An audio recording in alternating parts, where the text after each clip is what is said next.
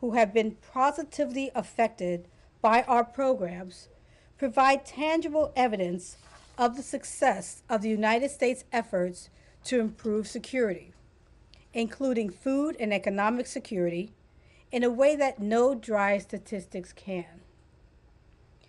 The United States is the world's single largest financial supporter of conventional weapons destruction, or CWD. We have invested more than $4.2 million in more than 100 countries and territories since 1993 to promote international peace and security by addressing humanitarian hazards from landmines and unexploded ordnances in post-conflict countries. We have also partnered with nations to reduce the possibility that non-state actors such as criminals and terrorists could acquire small arms, light weapons, and ammunition by securing or destroying excess munitions. In 2021 alone, the United States funded conventional weapons destruction in 62 countries with more than $265 million. With this funding, our CWD programs have accomplished a great deal. For example, they provided thousands of life-saving explosive ordnance risk education sessions globally, returned more than 140 million square meters of land, equivalent to more than 26,000 football fields, for sale and productive use, destroyed over 2,500 metric tons of munitions and 267,781 pieces of small arms ammunition, and destroyed more than 25,000 anti-personnel and anti-tank mines. The Department of State, Department of Defense, and the U.S. Agency for International Development work together with foreign governments, private companies, international organizations, and non-governmental organizations to reduce excess small arms and light weapons stockpiles, implement best practices for properly securing and storing conventional weapons, and carry out humanitarian mine programs. My remarks would not be complete without addressing the ongoing tragedy in Ukraine and what we are doing to help the people in Ukraine. Unfortunately, Putin's premeditated, unprovoked, and unjustified further invasion, starting on February 24th of this year, has already undone our earlier progress while exposing exponentially more Ukrainian civilians to the threat of explosive remnants of war. The Russian Federation's bombing and shelling of civilian apartment blocks, grocery stores, hospitals, schools, and even a nuclear power plant is making this situation catastrophic. Since 2014, the U.S. funded community outreach through our explosive ordnance risk education programs has prevented countless injuries in Ukraine. Prior to Russia's full-scale invasion in February, U.S. funded programs provided outreach to populations along the line of control, conducting over 670 explosive ordnance risk education sessions to prevent injuries and deaths in 2021 alone. Since February, U.S. funded partners have delivered life-saving digital risk education to more than 18 million Ukrainians. This information, disseminated via social media platforms and sometimes even in person at air raid shelters, is helping to prevent further injuries to Ukrainians as Russia litters Ukraine with UXO and landmines as part of its unprovoked and seamless attacks. The cleanup from Russia's indiscriminate attacks will take many years and a well-coordinated international response. The United States is dedicated to supporting efforts to help the people of Ukraine rebuild their lives safe from the threat of Russian bombs. In conclusion, when we recount our progress in 2021, we need to remember that our successes are not just about things, such as landmines, UXO, and small arms.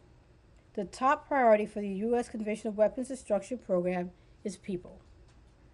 This is reflected in To Walk the Earth in Safety, this year's annual report. The American taxpayer can be proud to assist in this accomplishment.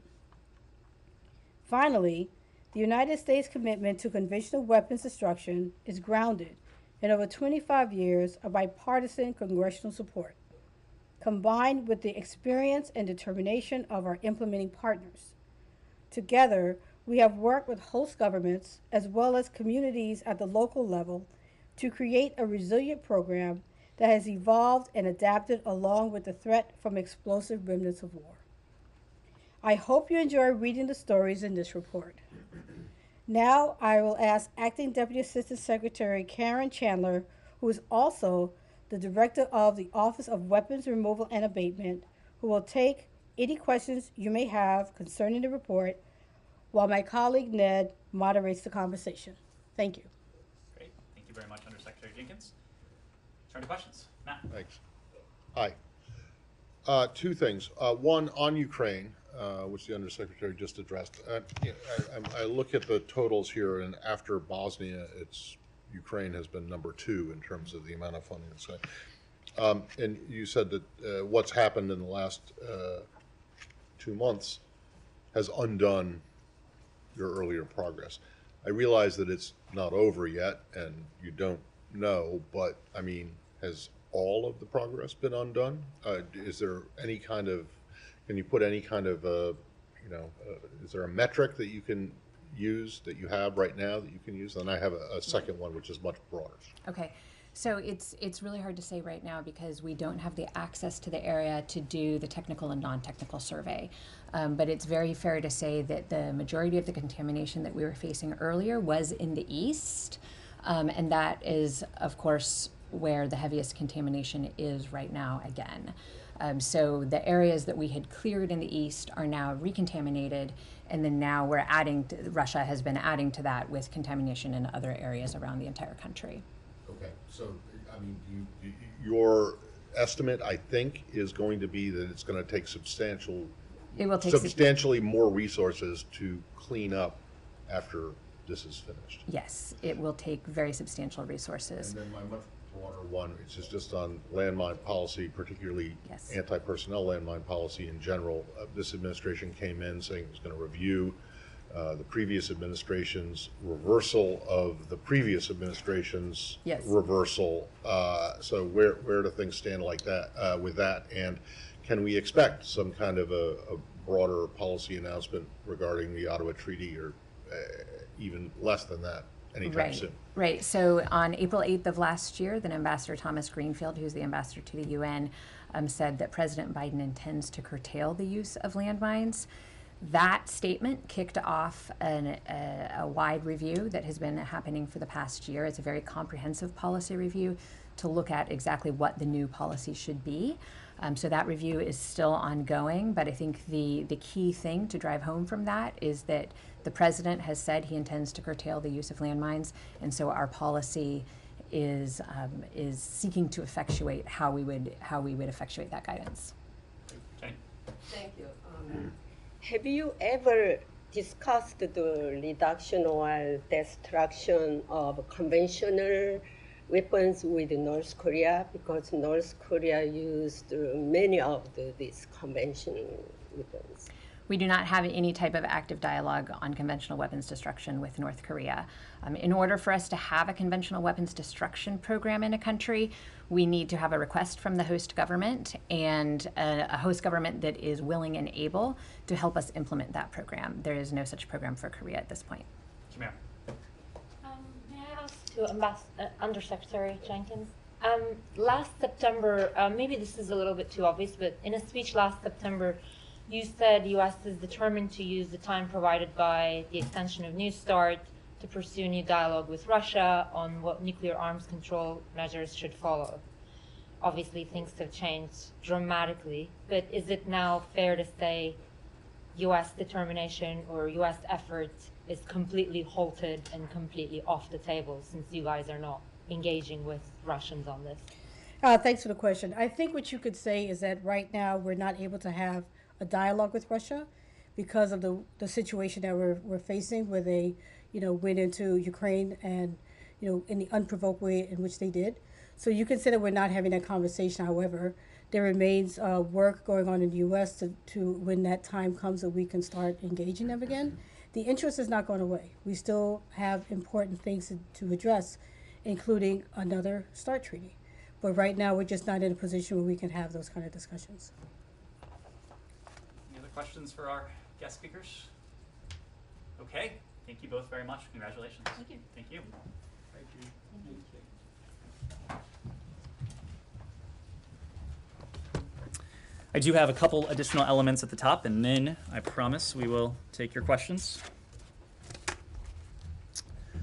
First, as Russia's forces have retreated over the past few days, the world has been shocked by the horrifying images of the Kremlin's brutality in Bucha and other cities near Kyiv.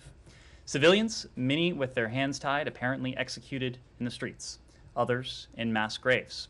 We are seeing credible reports of torture, rape, and civilians executed alongside their families. There are reports and images of a nightmare litany of atrocities, including reports of landmines and booby traps left behind by Putin's forces to injure even more civilians and slow the stabilization and recovery of devastated communities after they failed in their objective and withdrew. In keeping with its long track record of accusing others of its own heinous acts, the Kremlin issued a baseless and shameless denial of what we can all clearly see in Bucha and throughout the liberated towns of Kyiv Oblast, towns like Irpin and Hostomel. The United States has long warned that Putin's forces were likely to commit atrocities as part of their aggression. We have seen the catastrophic images of devastation from Mariupol, reports of tens of thousands abducted or deported by Russia's forces, and shocking descriptions of rape, assault, and murders perpetrated by Russia's forces in the towns and cities the Kremlin cynically claimed they were liberating. As Secretary Blinken reiterated yesterday, we have previously assessed that members of Russia's forces have committed war crimes. The images we have seen and reports we have heard suggest these atrocities are not the act of a rogue soldier. They are part of a broader, troubling campaign. We also see more names added to the lists of journalists killed while working to ensure we all know the truth of this brutal war. Those responsible for atrocities must be held accountable, as must those who ordered them. They cannot and will not act with impunity. We are tracking and documenting atrocities and sharing information with institutions working to hold responsible those accountable. We are pursuing accountability, supporting international accountability mechanisms and NGOs documenting human rights abuses. Right now, at the request of the Prosecutor General of Ukraine, the United States is supporting a multinational team of international prosecutors to the region to directly support the efforts of the Prosecutor General's War Crimes Unit to collect, preserve, and analyze evidence of atrocities with a view towards pursuing criminal accountability. We must not become numb, as you heard from the Secretary yesterday, to the realities of Putin's brutality. The terrible death and destruction wrought by the Kremlin's forces is going to continue as long as Putin continues this senseless, unprovoked war. We know already this war is a strategic failure for Russia. Putin has failed to achieve his objectives and shown his weakness. The Russian Federation's military has dramatically underperformed, and Putin continues to devastate his country's economy, its financial system, and its global reputation. In spite of their failure, the Kremlin is doubling down in its brutal and indiscriminate war that it cannot and will not win. We condemn the Kremlin's long history of forcibly conscripting residents of Russia-occupied Crimea and those living in Russia-controlled areas of Ukraine. This conscription may involve even more Ukrainians, including those fleeing, who will be forced to wear the uniform of the enemy in their own country as part of the 134,000 conscripts the Kremlin intends to enlist as fodder for Putin's war machine. We have already heard credible reports, including from within Russia, of some soldiers and units in Russia's forces refusing to follow orders or intentionally making mistakes to avoid the needless killing. Ambassador Linda Thomas-Greenfield announced the United States, in close coordination with Ukraine and other member states and partners with the UN, intends to seek Russia's suspension from the UN Human Rights Council. Her words rang clear. She said, "We cannot let a member state that is subverting every principle we hold dear to continue to participate in the HRC." It's urgent to do all we can to support Ukraine. We want Ukraine to prevail, and we know it will, and for Putin's brutal and cynical war effort to utterly fail. We're continuously tightening sanctions and preparing for additional sanctions, jointly with our allies and partners. We're strengthening NATO's defense, including on its eastern flank. We are moving quickly and resolutely to get Ukraine's defenders more of the defensive systems they are so effectively using in the defense of their own country and their freedom. We're doing everything we can in coordination and unity with our allies and partners to increase pressure on Putin, to strengthen Ukraine's position on the battlefield and at the negotiating table, so that the horrors of this war will end and a free, democratic Ukraine can rebuild stronger than ever before. Next, I'm pleased to announce that earlier today, Secretary Blinken formally launched, as you know, the Bureau of Cyberspace and Digital Policy, the department's newest bureau, and a major step in realizing the Secretary's vision for the modernization of American diplomacy and the Department of State. At an event this morning, the Secretary introduced Jennifer Backus, a senior Foreign Service officer, as the Principal Deputy Assistant Secretary for the new bureau. Principal Deputy Assistant Secretary Backus will lead the bureau as senior bureau official until an ambassador at large is nominated and confirmed by the Senate.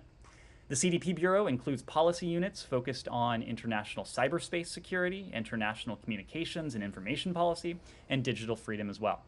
Acting Deputy Assistant Secretaries Michelle Markoff and Stephen Anderson and Acting Digital Freedom Coordinator Blake Peterson are leading those three policy units respectively.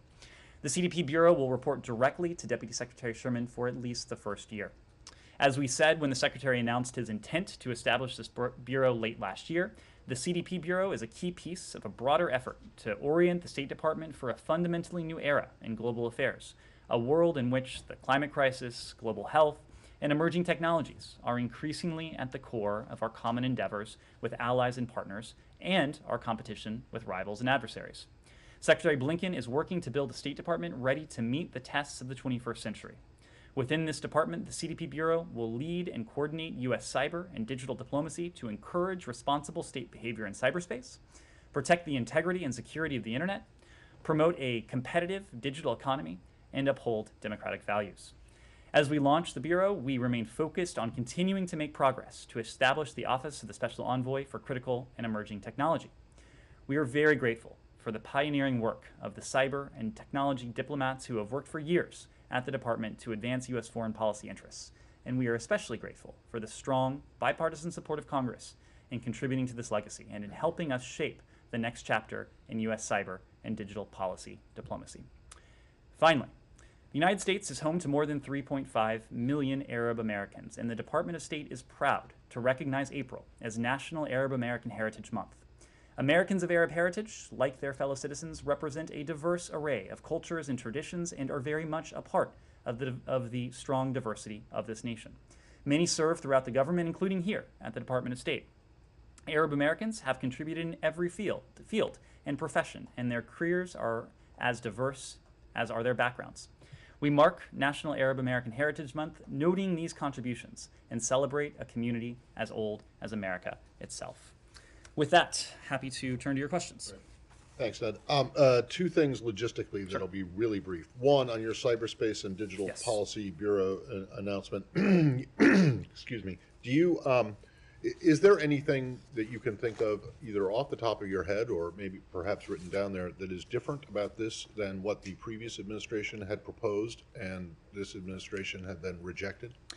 This is fundamentally different from what was proposed in the last administration, a proposal that was met with opposition, including from Congress, as you heard me say just a moment ago. Well, from some Democrats in Congress. Well, from important elements of Congress, absolutely. The CDP Bureau includes three policy units focused on, as I said before, international cyberspace security policy, international communications and information policy, and digital freedom. We're also, as you know, establishing the special envoy position as well.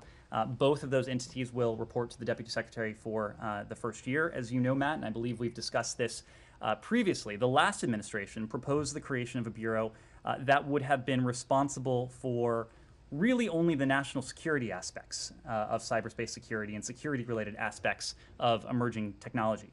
Their proposed CSET, the Cyberspace Security and Emerging Technology Bureau, would have been placed under the Undersecretary for Arms Control and International Security, under Dr. Jenkins in this case, and focused primarily on the security-related aspects of cyberspace. This is, as I just detailed, quite different.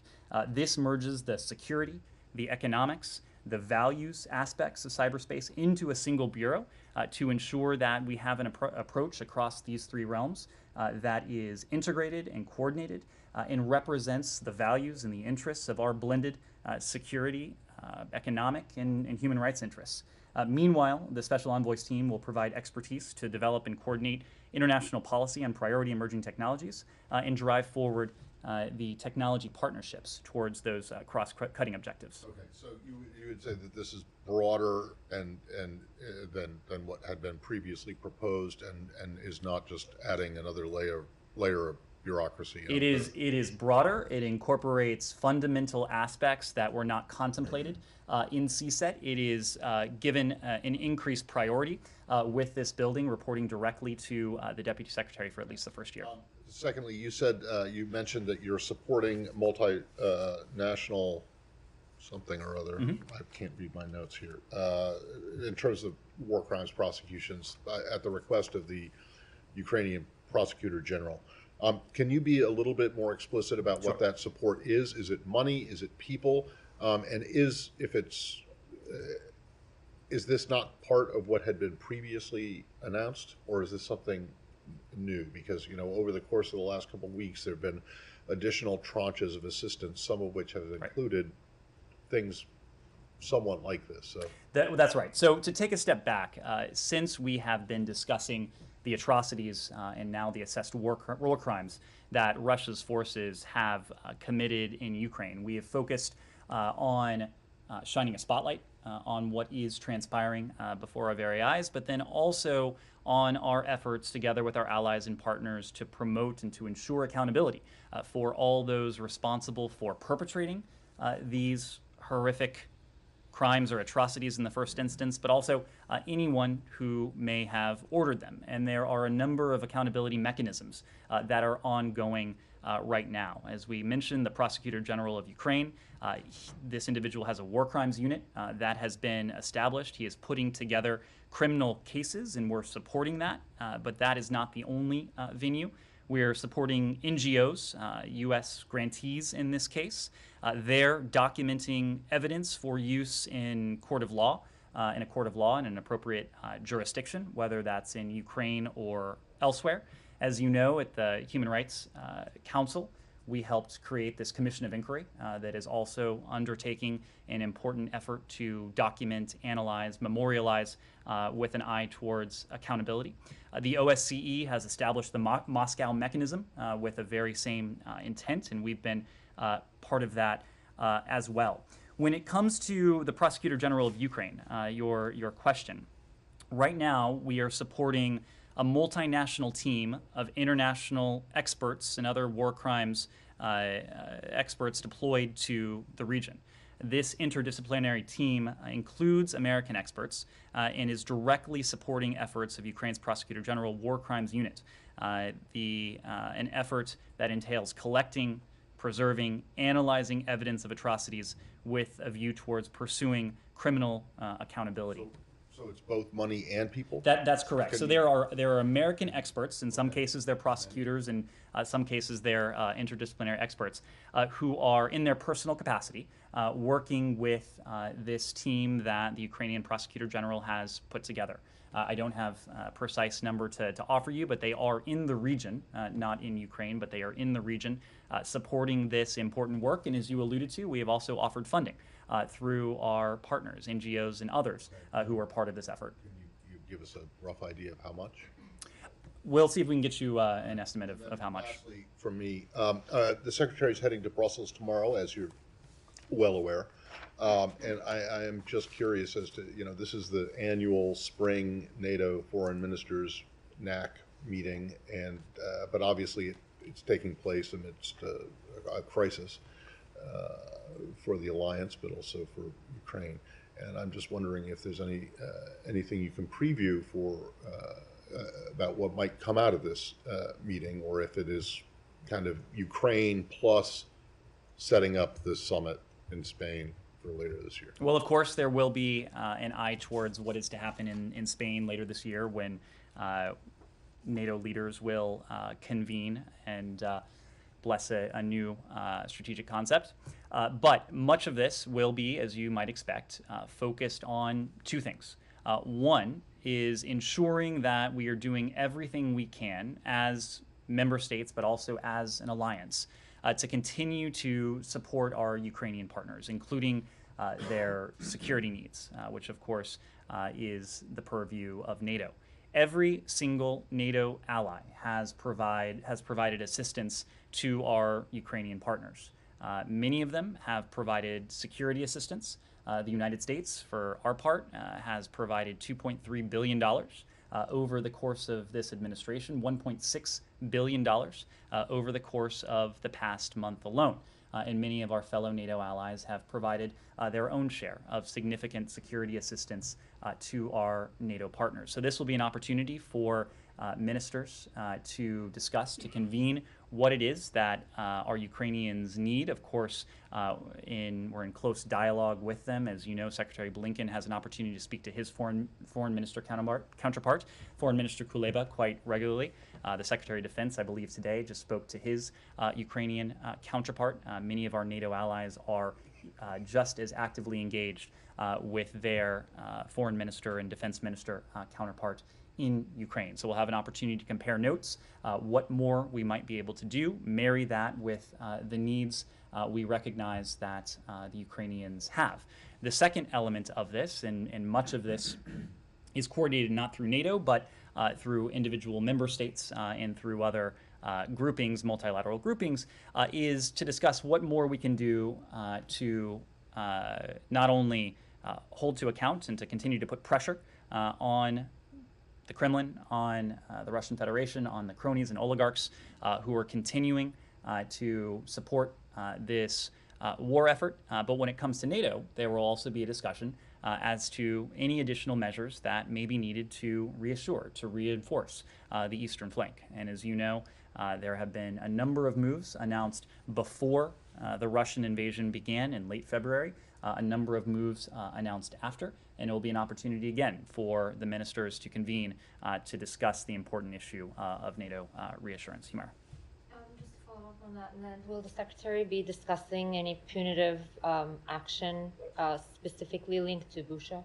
I am certain that the apparent atrocities that we are seeing in Bucha will be a topic of discussion with the Secretary and his NATO foreign minister counterparts. These images that we've seen over the past 24 hours, they are searing, they are painful, they are equally a reminder of why we must continue to support our Ukrainian partners and why we must continue to hold to account those who are ultimately responsible for these apparent atrocities, these war crimes, these heinous acts. You've heard from our European partners that they are looking at measures to apply additional pressure in response to what we've seen over the past 24 hours. You've heard from the president today that there will be a response from the United States as well. One of the many elements that will be on the table at NATO is a discussion of ensuring that we are working together as individual allies, as individual member states, to harmonize, to coordinate those actions that we have taken and those that we are contemplating and we soon will take to see to it that we are deriving as much utility from this coordinated approach. And my last one on Russia is, can you give us an update on Trevor Reed? Because today Russian news agencies reported that he has ended his hunger strike and is being treated in the prison's medical facility. What is the independent information? Well, we've seen the statement from Russia today. We are concerned by reports that Trevor Reed's health is deteriorating. We continue to call on Russian officials to provide adequate medical care immediately or otherwise to release him to the United States to receive the care that he needs. As you know, there is no higher priority within this building, within this administration, than the safety, the security, the well-being, the welfare of Americans around the world, and that certainly includes Americans who are detained around the world, including those Americans who are wrongfully detained, which is the case with Trevor Reed. The president had an opportunity to meet with the Reed family Last week, Ambassador Carstens, Secretary Blinken have also had opportunities to meet and to speak with the families of detained Americans, including Paul Whelan and Trevor Reed in the case of Russia. We will continue doing everything we can to see to it that Trevor Reed and all of those unjustly held around the world are reunited with their families. Yes. You mentioned European partners looking at more sanctions. There's a renewed debate in Europe about an embargo on at least oil and coal imports from Russia. Do you support that? Do you call on them to do more on energy sanctions against Russia, even gas? So these are decisions for our European allies to make themselves. When President Biden signed last month the executive order that essentially banned the import of Russian energy to the United States, we were quite candid that this was not something that we were calling on our European allies to do, principally because there is a context in this country that is unique to this country and that is not shared by many of our European allies. We are an energy producer. We have energy infrastructure, well-developed energy infrastructure in this country. And so we are able to take steps and to do things that other countries around the world are not able to do. In the place of that, what we did do and what came in the wake of the president's visit to Europe was the establishment of a joint US-EU energy task force to look at both the near-term needs of our European allies, the ability to surge energy supplies, including supplies of liquefied natural gas, and to ensure stability in global energy markets, and to ensure a steady supply of global energy, while over the longer term, discussing what we will need to do collectively, individually as allies, to further build resilience and, in some cases, to decrease reliance on Russian energy. Part and parcel of that will be the longer-term transition to renewables, away from fossil fuels, away from the energy sources that Moscow has in recent years, in the case of Ukraine and elsewhere, sought to weaponize to enact their malign agenda.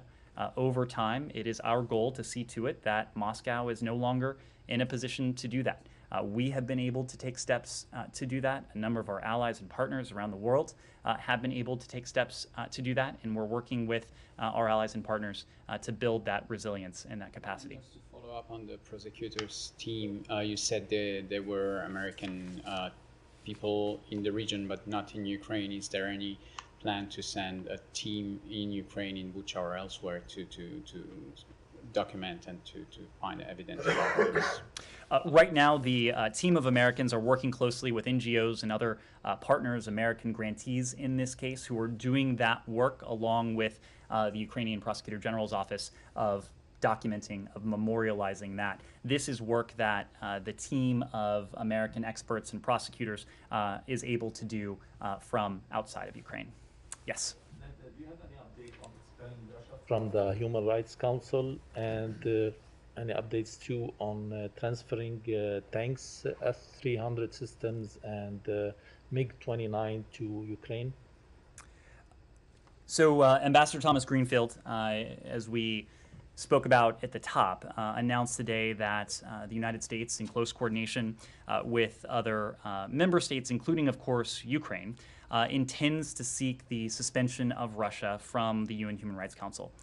In her comments, the ambassador called on those member states who have already acted, now twice in this case, to condemn the Russian Federation, to act with us on this. There have now been two recent votes. 141 countries and 140 countries have come together to condemn the aggression, to condemn this senseless war that we continue to see Russia wage against its neighbor.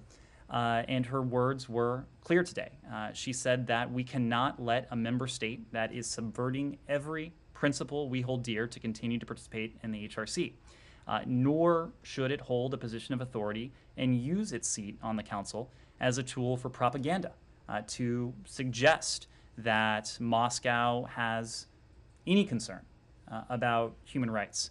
She called it a farce. That is precisely what it is. They have turned it into a farce. President Biden, Secretary Blinken, and Ambassador Thomas Greenfield, they have all said that according to information that is currently available to us, we believe Russia's forces have committed war crimes in Ukraine, and the action of voting to suspend a state's membership on the council is rare, it's extraordinary, we recognize that, but we also recognize that the international community must stand in clear defiance and condemnation of Russia's horrific conduct, and we believe it will do so once again in the General Assembly. Do you have the votes necessary to expel them out, do you think? It is something we are discussing with Ukraine, with other member states in the UN system. Twice now in recent weeks, we've seen the vast majority of the UN's member states stand up in clear contravention of what Russia is doing. It is something that we'll continue to discuss, but as we've heard, there has been widespread, strong condemnation of this conduct, and this would be the next natural step. And do you have anything on the tanks, the F-300 and the MiG-29? What we've said is that we are providing our Ukrainian partners, together with our allies and partners, many of whom are doing the same, with precisely what they need to take on the threat they are facing from Russia. So you have heard us speak to any number of systems, surface-to-air systems, anti-aircraft systems, anti-tank systems, broader anti-armor systems, unmanned aerial systems, including drones, including the Switchblade drones that the Department of Defense has spoken to. We have provided a litany of those systems and assets that we are providing to Ukraine, in addition to the lump sum of $2.3 billion that has been allocated over the course of this administration, including $1.6 billion in the last month alone. There are some systems and capabilities that we're speaking to publicly, but we can what we're doing is ensuring that our Ukrainian partners have precisely those systems that they need, and in many cases, those on which they're already trained. Yes? Off-topic, cyber-related question. Sure. Last week, the Bradley International Airport in Connecticut was hit with a cyber attack. A Russian group was ID'd as likely to have carried that out. Has state or the interagency seen any other attacks on U.S. critical infrastructure since then? Is that something you could...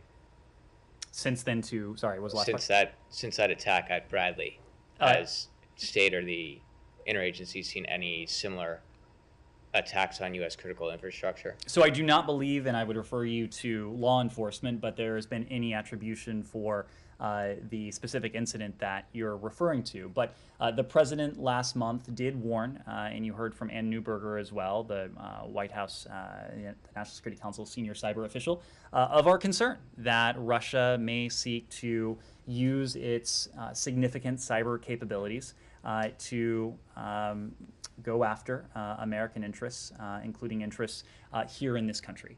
I'm not in a position to speak to or provide any additional details today, but we're working very closely with industry, knowing that cybersecurity is not something that the federal government can do on its own. It absolutely has to entail a partnership between the federal government and the private sector. There have been briefings with the private sector. The president has very publicly encouraged the private sector to ensure that its cyber defenses are up to date and that they are moving full speed ahead.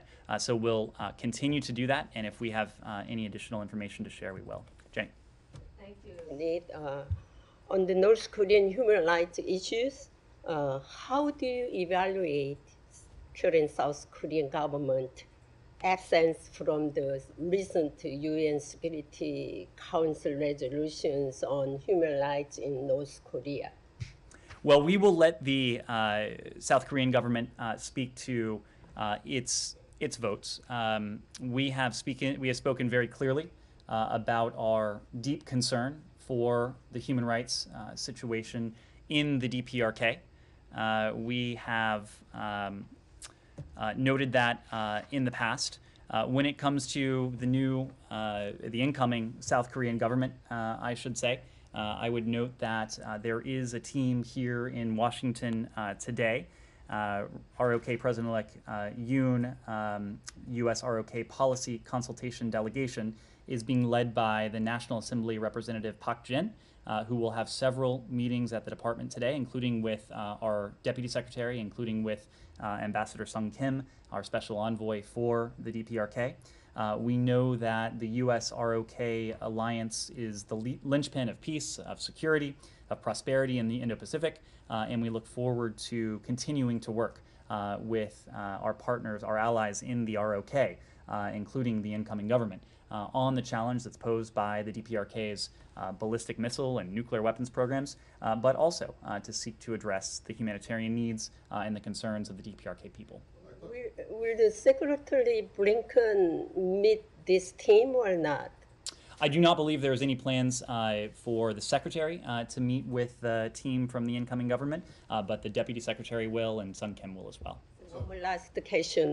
There is information that North Korea has hacked huge amount of money using virtual currency. Do you have any information on this? I do not. This is something that the Treasury Department may be able to assist you with. So is the treaty alliance with Japan no longer the linchpin of Indo-Pacific security as it was?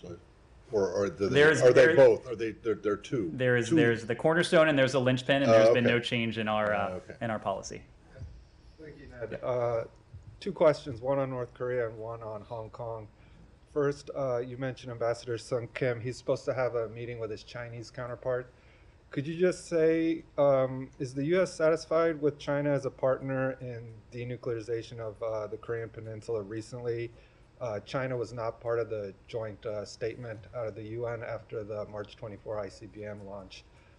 Can you preview at all what Ambassador Kim will be discussing with his Chinese counterpart? Will he be seeking Chinese support for new UN Security Council resolution against DPRK?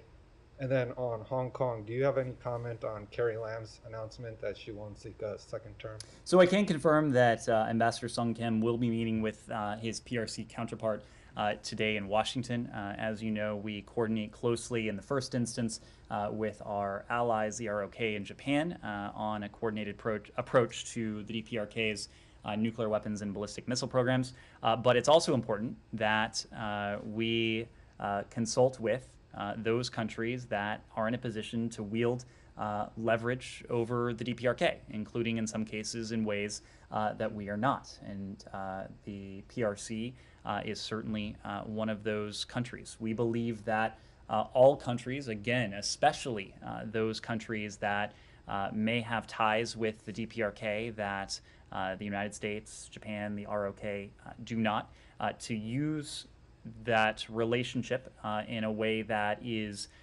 constructive and in a way that moves us towards our collective goal of the complete denuclearization of the Korean Peninsula.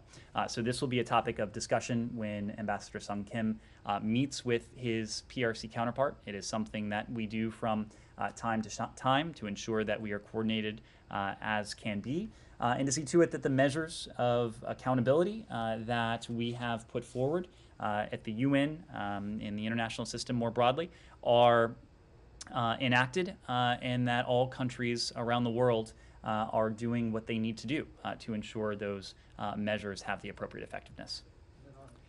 On Carrie Lam, so we have seen the reports today.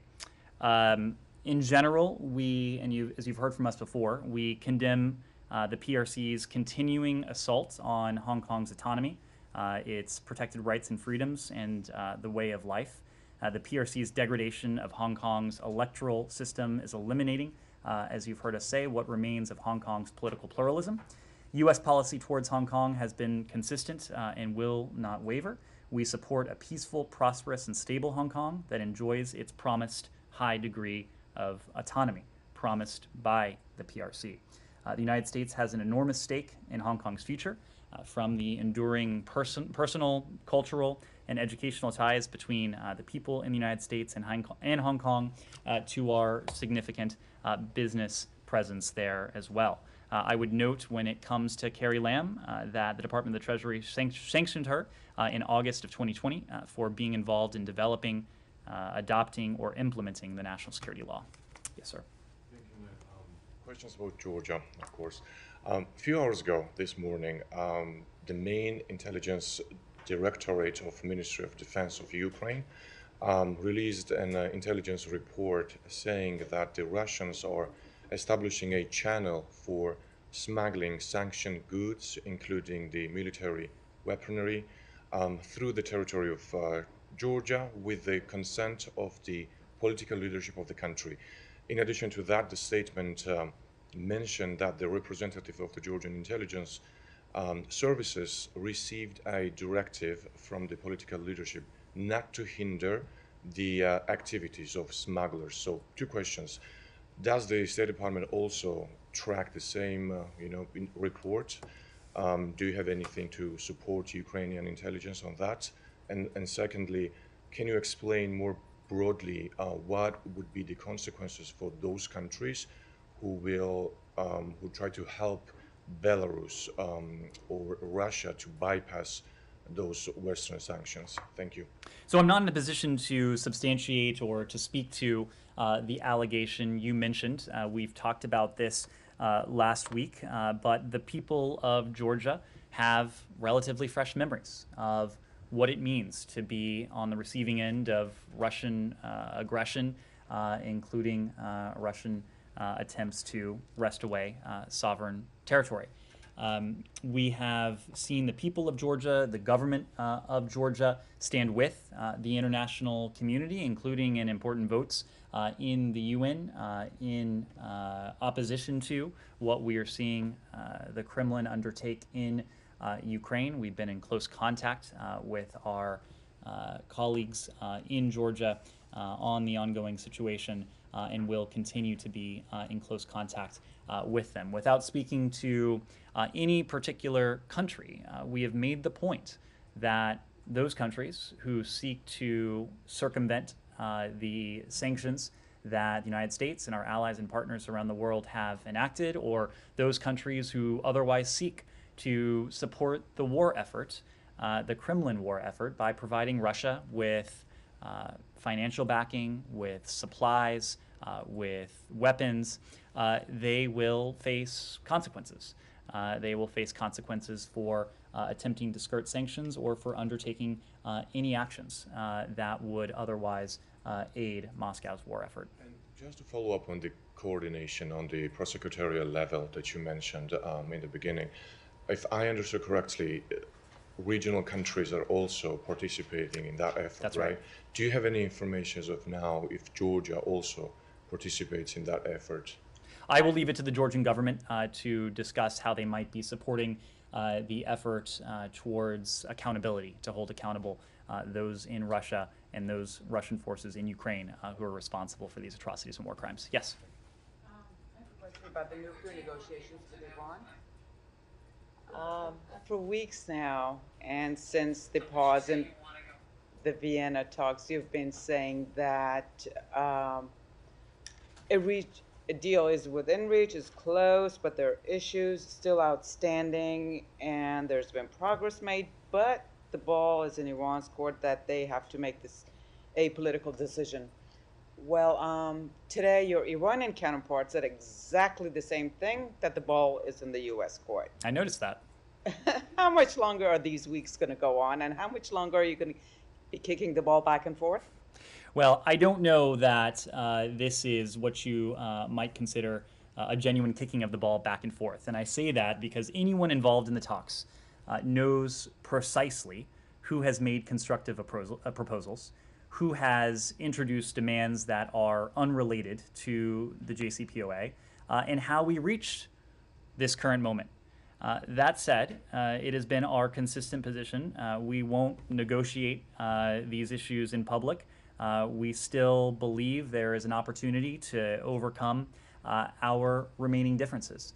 On the question of time frame, this is something we've discussed at length before. We continue to believe, as of April 4th, today, 2022, that a mutual return to compliance would be in our non-proliferation interests, in our broader national security interests.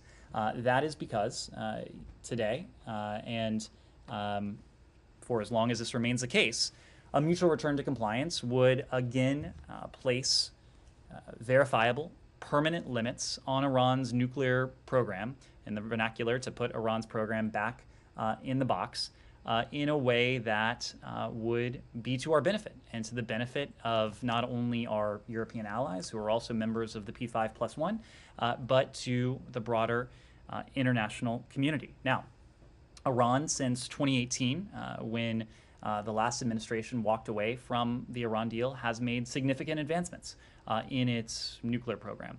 And the continued pace of those advancements is slowly chipping away at the non-proliferation benefits that a mutual return to compliance with the JCPOA would convey to us and to our allies and partners around the world. As soon as it is no longer in our interest, that is to say, as soon as Iran's advancements in its nuclear program go beyond the non-proliferation benefits that we would otherwise accrue from a mutual return to compliance, that is when the deal would no longer be in our interest, and we would pursue other means of seeing to it that Iran cannot ever obtain a nuclear weapon.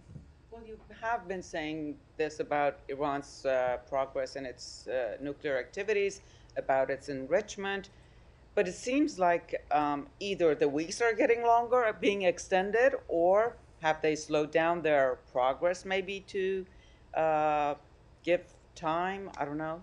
I'm not in a position to offer an assessment of Iran's nuclear advancements from here, beyond saying that when the deal was fully in effect at the outset of the deal, Iran's breakout time was close to a year.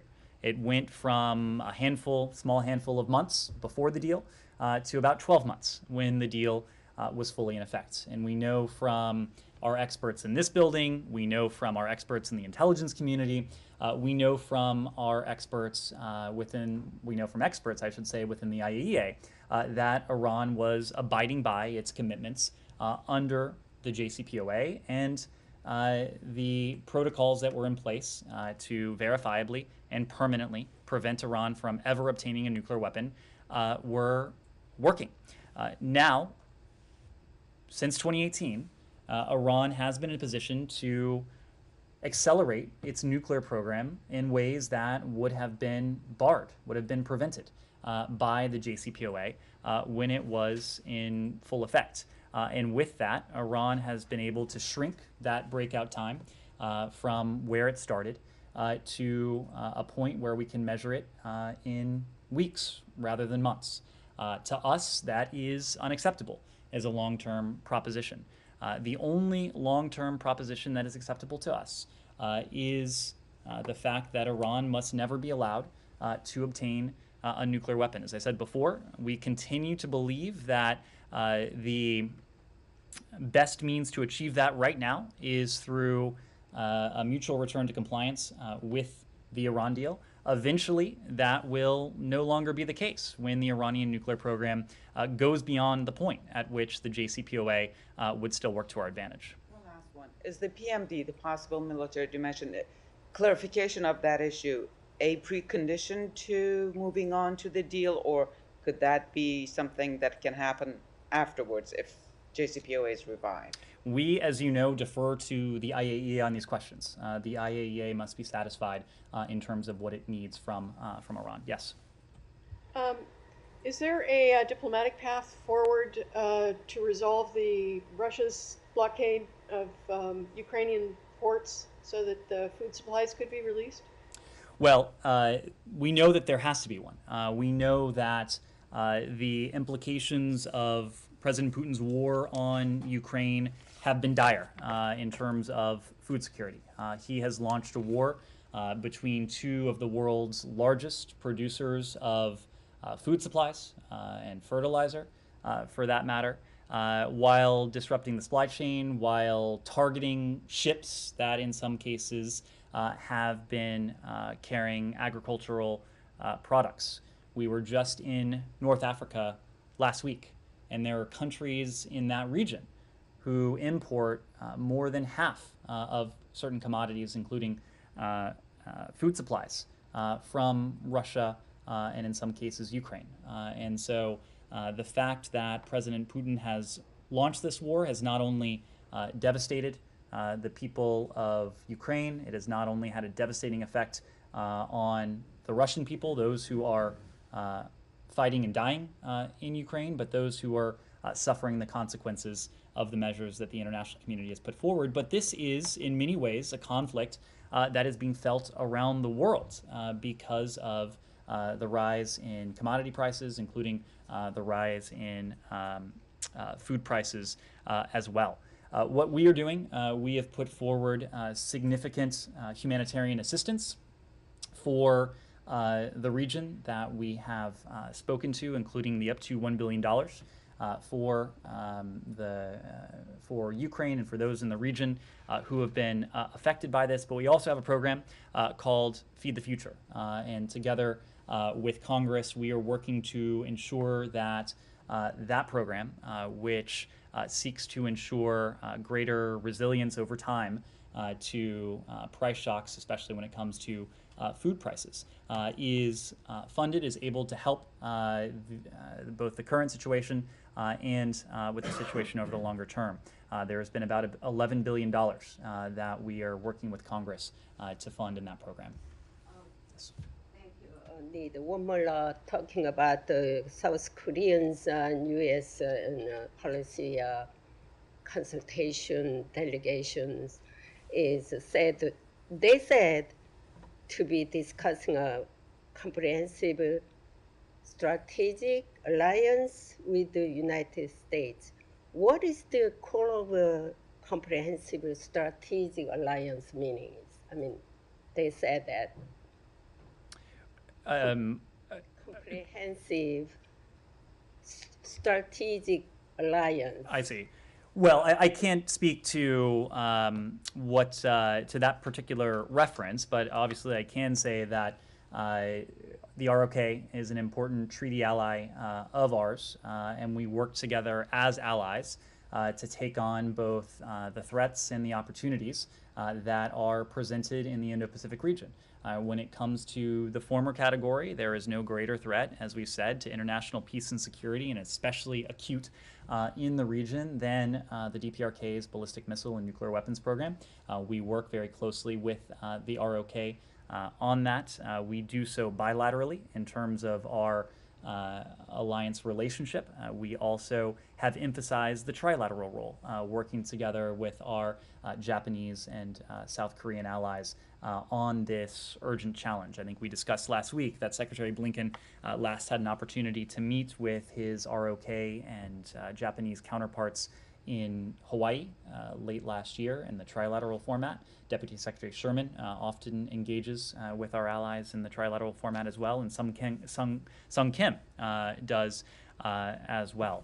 Today, in addition to her meeting with the team from the incoming ROK government, Deputy Secretary Sherman will also have an opportunity to speak to the Deputy Foreign Minister of Japan, Deputy Foreign Minister Mori, which I think just underlines the emphasis we have both bilaterally and trilaterally on coordination with the ROK in Japan.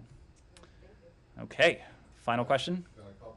Well, they'll be extremely brief. But just first, just in the interest of consistency in our sports metaphors, when the ball in court, it generally does not involve kicking, right? Basketball, volleyball, volley, sure. Tennis, sure. Right? It's hitting or throwing, not kicking. So just along the lines of the linchpin cornerstone Appreciate it. debate. Yeah. Two completely unrelated things: political situations in foreign countries. One in Hungary, Viktor Orban has won. Or congratulations in order for him. Well, we concur with what we have heard from the OSCE Office of Democratic Institutions and Human Rights, ODIHR, the preliminary findings that they have put forward, that Hungary's parliamentary elections offered voters distinct alternatives and were well run. We also note ODIHR's findings that while competitive and well administered, the elections were marred by the pervasive overlapping of government and ruling coalitions' messaging that blurred the lines between state and party, as well as by media bias and opaque campaign funding, resulting in the lack of a level playing field. On more questions regarding the content of the interim report, we would refer you to the OSCE, but we urge Hungary to work closely with the OSCE to address these concerns. Okay, and then secondly, in Pakistan, The situation seems to be a bit in flux right now. I know that you guys have denied the allegations that you were somehow behind an effort to oust Prime Minister Khan, but I'm wondering if you have anything more. There is absolutely no truth to the allegations, as you heard from me last week. We support the peaceful upholding of constitutional and democratic principles. That is the case in Pakistan. It is the case around the world. We do not support one political party over another. We support the broader principles, the principles of rule of law, of equal justice under the law. Thank you very much.